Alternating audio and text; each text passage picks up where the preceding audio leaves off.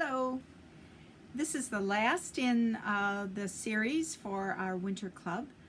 This is project number 4, and this happens to be the sewing machine cover from the book Weekend Sewing by Annie.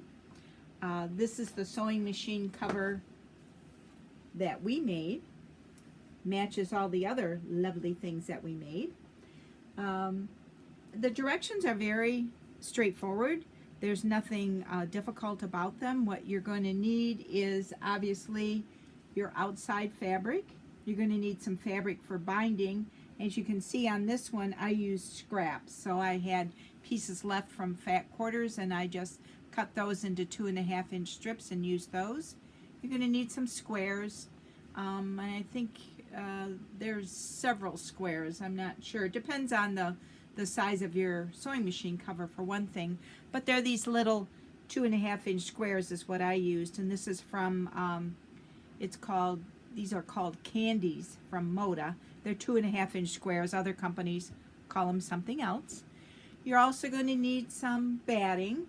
Again, I use a lightweight batting, and it was actually a piece that was left from a quilt that I made. You need, you need lining fabric. You need fabric for your pocket. And again, this doesn't take a lot of fabric, so it's just pieces and bits that you're going to use. The other thing that I want to tell you is I made a bonus project. I'm going to make this little it's a basket,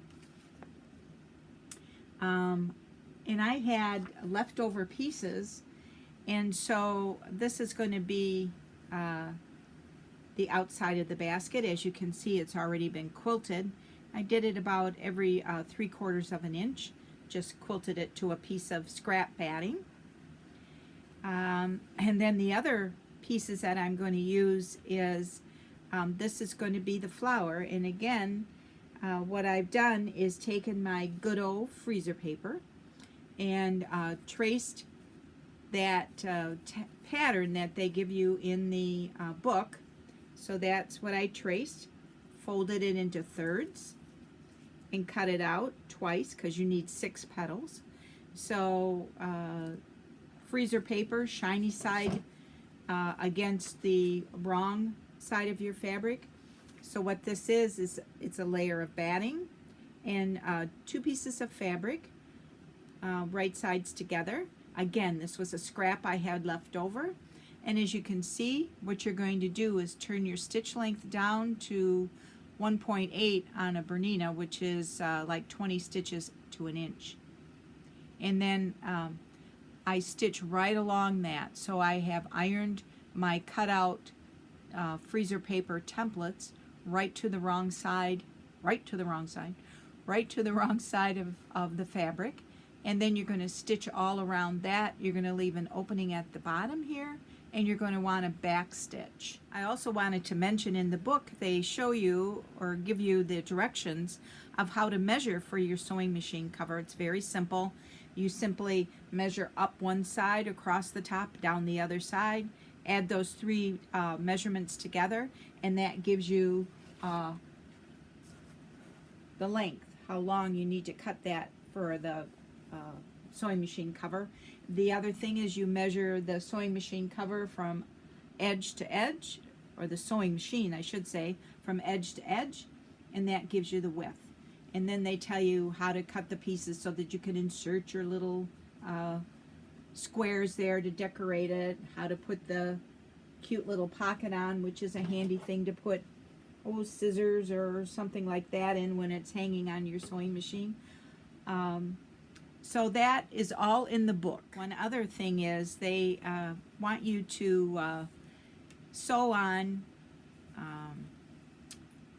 ribbon, and it tells you where to put the ribbon in relationship to the bottom of the sewing machine cover. Don't do what I did. I sewed it, the right side of the ribbon is against the lining, you want it the other way around. You want the wrong side of the ribbon against the lining. Otherwise, when you pull it out on the outside, you have the wrong side. It doesn't make that much difference because when you tie it into a bow, nobody's going to notice unless you point it out. You know, us quilters are great for pointing out our mistakes. So when you sew the ribbon on, you want to sew it so that the wrong side of the ribbon is against the lining. Not like Sharon did. She sewed the right side of the ribbon against the lining and then it comes out backwards. So I have it pulled through, and then I take that hemostat just to push out the petal corners or edges, I guess, so that it's nice and smooth.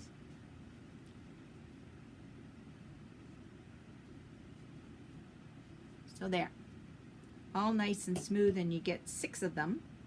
That's what you need to make your flower. To do the leaf, you're going to do it very similar as the petals.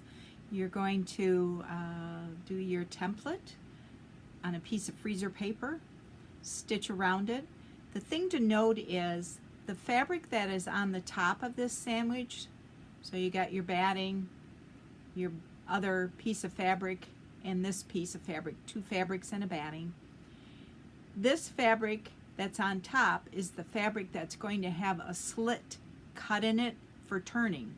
So I want the black plaid to be the top of the leaf, the finished part of the leaf, the upper part.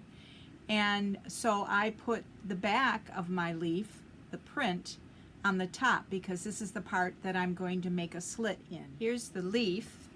It's been cut out using pinking shears. I trimmed the batting out of the seam allowance as directed. Now the next thing that you do, the next step, is you need to grab a hold so that you just have, in this case, the printed piece of fabric. The black plaid is against the batting. So I just have the printed piece of fabric in my little fingers here. I'm going to take my scissors and make a real small snip in it. And then you can go in with your scissors and cut up towards the point and towards the back. So now I have a hole in my leaf. Okay? Then you're going to take and you want to turn your leaf right side out. So the right side in this case would be the black plaid. So after you turn it all right side out, this is what you end up with. So there's my hole that I made on the back. This is the back of the leaf. There's the front of the leaf. So that's how you do the leaf. This is also, you can, if you didn't want to use fabric, you could have used a interfacing, a lightweight interfacing. Some people use fusible so that when they turn it to the wrong side and press it, then it actually fuses that area closed there.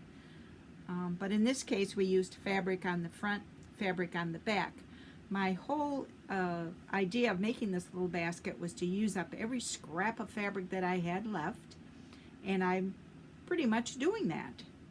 To get this leaf nice and crisp and the edges turned under, I did use the precision piecing product. So I sprayed it and then ironed it, and it does. It makes it nice and flat and crisp. Use a clear foot to sew down the petals so that you can see where your stitching is.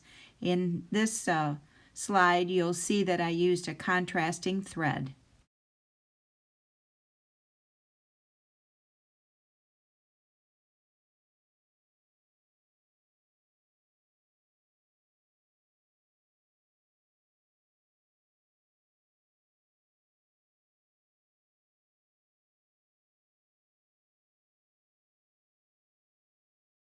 Slide, you can see that the petals are sewn down, the button is sewn to the center, and also the leaves are sewn to the front of the basket.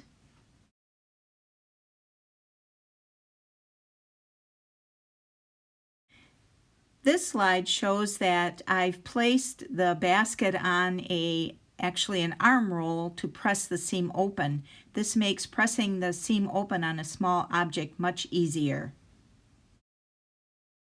For the straps for the basket, I used decor bond and cut it a 1/2 inch narrower than what it says in the pattern, and that way it gave me a stiffer handle. Use a walking foot when sewing the basket together. Also match up your side seams and use wonder clips to hold the basket pieces together.